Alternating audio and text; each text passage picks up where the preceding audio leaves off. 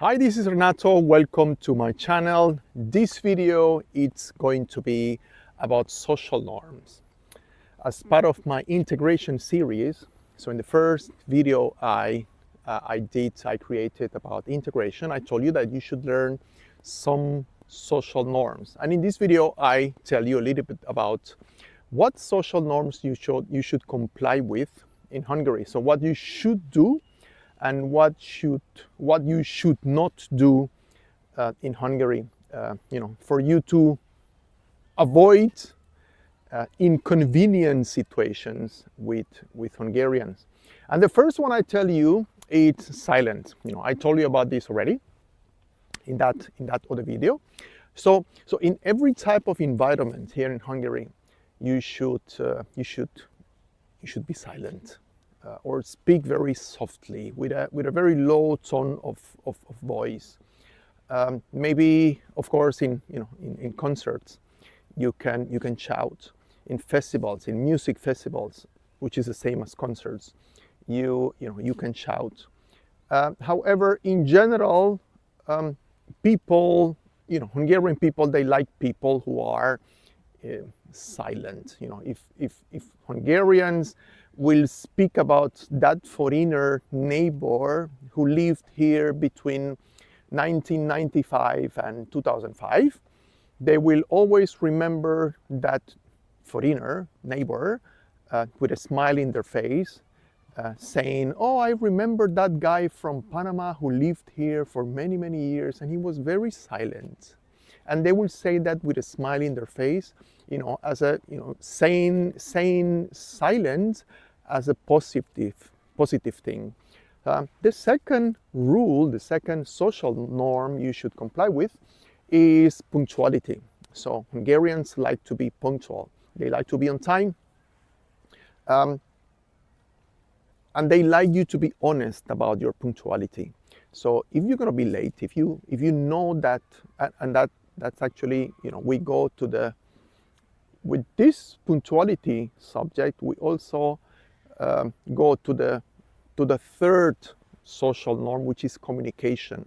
So they like for you to communicate important things. If you're gonna be late, that's something really important, because if you tell them that you're going to be late, that means that you're respecting their time. So if you're gonna be late, you send them a text message saying, "I'm gonna be 5 minutes late." Don't say, like in Panama, for example, we say, I'm gonna be there very soon, but we are still taking shower. So don't do that with Hungarians. And if you're gonna be late, be late. That's okay, but don't be so late, of course. So don't be half an hour late. So here, if you're late, you can, it is accepted to be 5 minutes or 10 minutes late, but half an hour or 1 hour, it is unacceptable. So you say, "I'm going to be 5 minutes late," and that's showing your respect.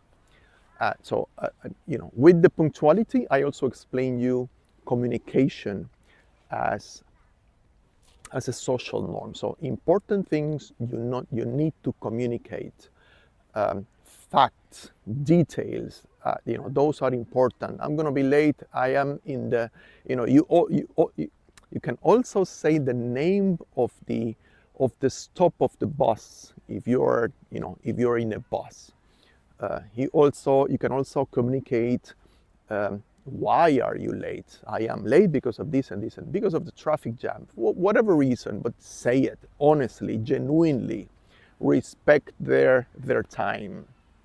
The fourth thing that you should pay attention to, in anywhere, in a shop, in a public, government building, anywhere, is the queue. The queue is important. Here you need to queue.